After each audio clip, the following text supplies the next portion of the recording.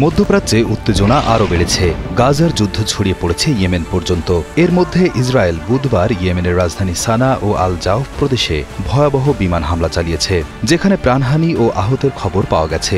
বাদ যায়নি ফিলিস্তিন, লেবানন, সিরিয়া, তিউনিসিয়া, কাতার। ইসরায়েল ৭২ ঘণ্টার মধ্যে মধ্যপ্রাচ্য ও উত্তর আফ্রিকার ৬টি দেশে হামলা চালিয়েছে।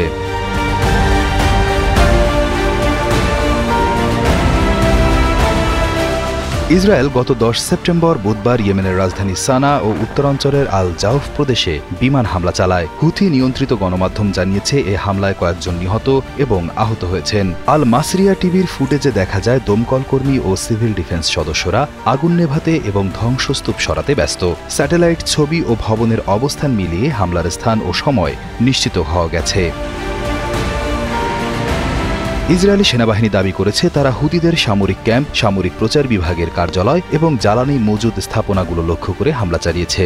স্থানীয়রা জানায় আঘাত হানা হয়েছে দুই পাহাড়ের মাঝখানে থাকা এক গোপন আস্তানায়, যা কমান্ড এবং কন্ট্রোল সদর দপ্তর হিসেবে ব্যবহৃত হতো। যদিও হামলার ক্ষয়ক্ষতির পুরো চিত্র এখনও পরিষ্কার নয়।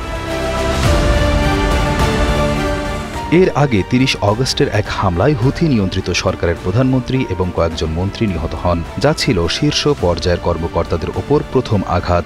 ইরান সমর্থিত হুথি বিদ্রোহীরা এর মধ্যেই লোহিত সাগরে জাহাজে হামলা চালিয়েছে এবং ইসরায়েলের দিকে ক্ষেপণাস্ত্র নিক্ষেপ করেছে, যা তারা ফিলিস্তিনিদের প্রতি সংহতি হিসেবে দেখাচ্ছে। বেশিরভাগ ক্ষেপণাস্ত্র ইসরায়েল আটকাতে সক্ষম হলেও পাল্টা হামলায় সানা এবং কৌশলগত হোদেইদা বন্দর সহ হুথি নিয়ন্ত্রিত বিভিন্ন এলাকায় হামলা চালাচ্ছে ইসরায়েল।